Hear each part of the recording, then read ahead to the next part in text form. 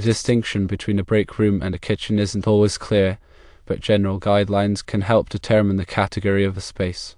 A kitchen is typically larger than a break room, offering enough space for multiple people to cook and eat comfortably. Conversely, a break room is usually just big enough for quick breaks and snacks. Considering appliances, a kitchen has a full range, including a stove, oven, refrigerator, and dishwasher. A break room may have a microwave and refrigerator, but lacks a full kitchen setup. A kitchen is designed for cooking and eating meals, while a break room is for taking breaks and enjoying snacks.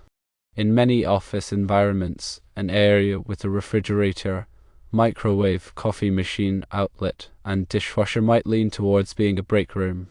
However, consider that the space is approximately 150 square feet. A space this size may still be a break room, but it pushes the limits of a kitchen.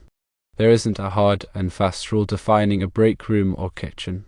Ultimately, the distinction rests with those using this space.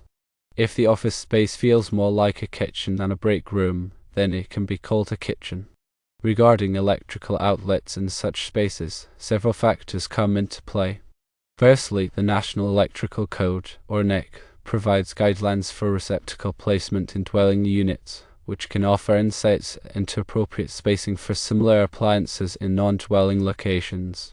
Secondly, in dwelling units, receptacle outlets must be installed so that no point along the floor line of any wall space is more than 6 feet, or 1.83 meters, measured horizontally from an outlet in that space. This is covered in NEC section 210.52. Thirdly, countertop spaces are also regulated. A receptacle outlet must be installed at each countertop space that is 12 inches, or 300 millimeters, or wider. Receptacle outlets should be placed so that no point along the countertop wall line is more than 24 inches, or 610 millimeters, measured horizontally from a receptacle outlet in that space. This requirement is for dwelling units but suggests best practices for similar areas and offices. Fourthly, for specific appliances, it's crucial to adhere to the manufacturer's instructions. A refrigerator typically requires a dedicated 120 volts, 15 amps or 20 amp circuit. A microwave also generally needs a dedicated 120 volts, 20 amp circuit. A coffee machine might share a circuit with other small appliances, but it's best to check the amp draw of each appliance to avoid overloading the circuit. A dishwasher usually requires a dedicated 120 volts, 15 amps or 20 amp circuit, or it could be a 240 volt circuit depending on the model. It is imperative to verify the voltage and amperage requirements on the appliance nameplate. Fifthly, when installing multiple appliances, consider load calculations. Calculate the total amp load of all appliances to ensure that the existing electrical panel can handle the load. Refer to NEC Article 220 for guidance on load calculations. Sixthly, small appliance branch circuits are another consideration. NEC Section 210.11 covers branch circuits. In dwelling units, at least 220 amps small appliance branch circuits must be provided for all receptacle outlets in the kitchen, pantry, breakfast room, dining room, or similar area. While this applies to dwellings, it illustrates the need for dedicated circuits to handle multiple appliances. Seventhly, ground fault circuit interrupter, or GFCI, protection is vital. All receptacle outlets serving countertops in kitchens and break rooms should have GFCI protection.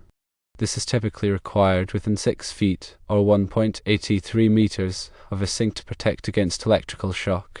Eighthly, arc fault circuit interrupter, or FSI protection may also be required.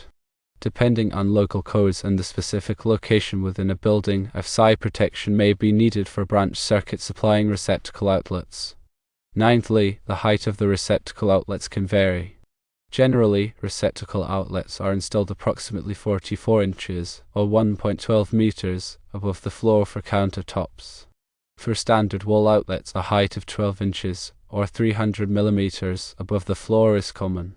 Lastly, electrical codes and standards are localized.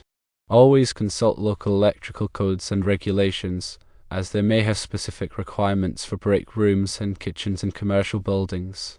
Engage a qualified electrician to ensure that the electrical work complies with all applicable codes and safety standards. Consider the physical layout when determining whether a space is a break room or a kitchen. Firstly, a break room often has a more casual layout. It may include comfortable seating areas such as couches or lounge chairs to encourage relaxation. There might be a focus on creating a welcoming and informal atmosphere. Secondly, a kitchen typically has a more functional layout. It is designed to facilitate cooking and food preparation. Countertops, cabinets, and appliances are arranged to maximize efficiency. Thirdly, consider the presence of a dining area. A kitchen often includes a dedicated dining area with a table and chairs. This allows people to sit down and enjoy meals together. A break room may or may not have a formal dining area. Fourthly, consider the storage options. A kitchen usually has ample storage space for food, cookware, and utensils. Cabinets, shelves, and pantries are common features. A break room may have limited storage options, such as a small cabinet or a few shelves for snacks and supplies. Fifthly, consider the cleaning facilities. A kitchen typically has a sink, dishwasher, and garbage disposal for cleaning up after cooking. A break room may have a sink for washing dishes, but it may not have a dishwasher or garbage disposal. Sixthly, think about the ventilation. A kitchen requires adequate ventilation to remove smoke, steam, and odors generated during cooking. A range hood or exhaust fan is often installed above the stove. A break room may not require as much ventilation, but it should still have adequate airflow to prevent stuffiness. Seventhly, consider the lighting. A kitchen needs bright, task-oriented lighting to facilitate cooking and food preparation. Under-cabinet lights, recessed lights, and pendant lights are common choices. A break room may have softer, more ambient lighting to create a relaxing atmosphere. Eighthly, consider the acoustics. A kitchen can be a noisy space, especially when appliances are running. Sound-absorbing materials, such as acoustic panels or carpets, can help reduce noise levels. A break room should be relatively quiet and peaceful to allow people to relax and recharge. Ninthly, consider the accessibility. Both kitchens and break rooms should be accessible to people with disabilities.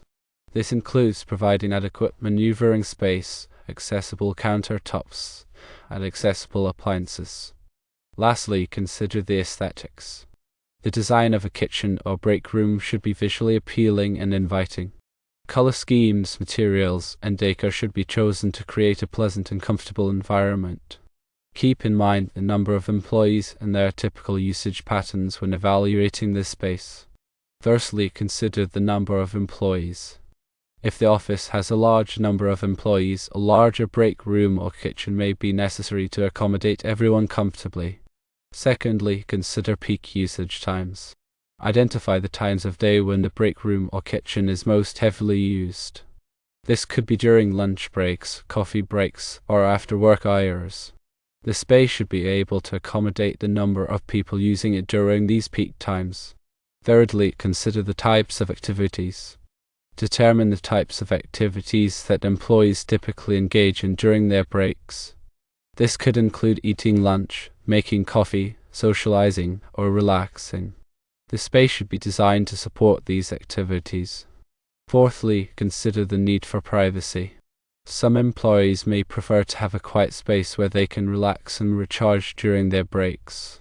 Others may prefer to socialize with their colleagues. The space should offer a variety of options to accommodate different preferences. Fifthly, consider the storage requirements. Determine the amount of storage space needed for food, drinks, and supplies. This could include refrigerators, cabinets, and shelves. The storage space should be adequate to meet the needs of the employees. Sixthly, consider the cleaning and maintenance requirements. The break room or kitchen should be easy to clean and maintain. This could include durable surfaces, easy-to-clean appliances, and adequate ventilation. Seventhly, consider the budget. The budget for the break room or kitchen will influence the size, layout, and features that can be included. Prioritize the most important features and amenities to maximize the value of the space. Eighthly, consider the long-term needs. The break room or kitchen should be designed to meet the needs of the employees for the foreseeable future. Consider future growth and changes in usage patterns. Ninthly, consider the feedback from employees. Solicit feedback from employees about their needs and preferences for the break room or kitchen. This feedback can be used to inform the design and layout of the space. Lastly, consider the integration with the overall office design. The break room or kitchen should be integrated seamlessly into the overall office design. The style, colors, and materials should be consistent with the rest of the office.